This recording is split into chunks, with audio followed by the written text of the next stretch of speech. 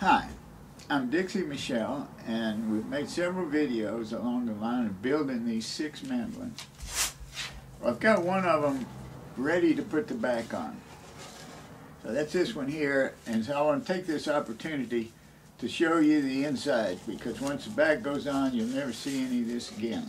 So I'll make sure everybody knows exactly every detail of this, so you can reproduce it if you want to. No secret to this.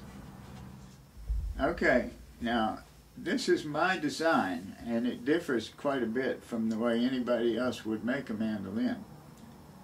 So what that means is it has this same piece of half by half steel tubing embedded in the neck itself, and that steel tubing goes all the way to the end of this block.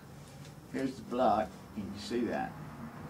Now these screws then are tapped all the way through this piece of steel, through the wood, and threaded into this piece of steel that's inside the neck.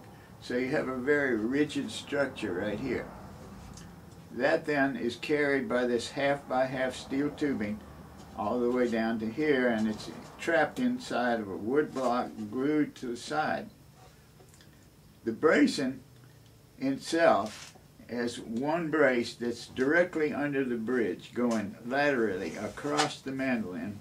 In that brace, it's made out of cedar, it's very lightweight, but embedded in the middle of it is carbon fiber.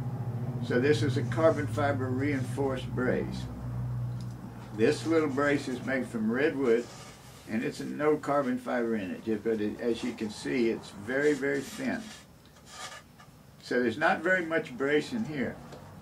What's the unique part of this is this neck is always going to be rigid. It has no tendency to move the mandolin in any way, because it's structurally all one piece from one end to the other, from here to here. So I put these little reinforcements onto the wood between the slots, for the purpose that you wouldn't want to stick your thumb through that thing accidentally and tear it up. So that's why that's reinforced. Now this is not a brace here. This is only a piece of veneer.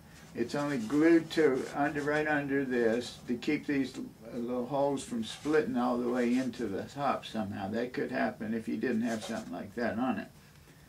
So this is why this design is so completely unique, is no one else in the world currently makes anything like this. So I'm trying to explain every little detail so you can repeat this if you want to, and it's free for you to do. You just make yourself one anytime you want. I would encourage this type of thing in the world at large. So I just wanted to get it straight, every little detail of what goes in here, because once I stick the back onto this, no one will ever see it again, because you don't see any of it from this side. The main benefit of this design is it's very, very stable. More stable than any guitar or mandolin around. I make guitars with the same idea. Now, what that gives you is a lot of sustain. Because this whole neck to the bridge is very rigid, it sustains a longer time than any other design. That's not particularly why I do it. Why I thought of it to start with, when I came up with this design and thought it out, is it makes it so stable that the thing stays in tune all the time. If you have a lot of guitars in your collection, they're hanging on the wall, the humidity goes up or down, the temperature goes up and down in the room, all the guitars are going to be out of tune but this one, because it's very stable. And when you put it in the case and you take it out the next day, it's pretty much in tune when you put it in there. It's going to be stable for the rest of the life of it, unless you abuse it. So this, I think, is a breakthrough, complete breakthrough in the design of how to make mandolins and guitars. And I'm just trying to explain every small detail of how I do it.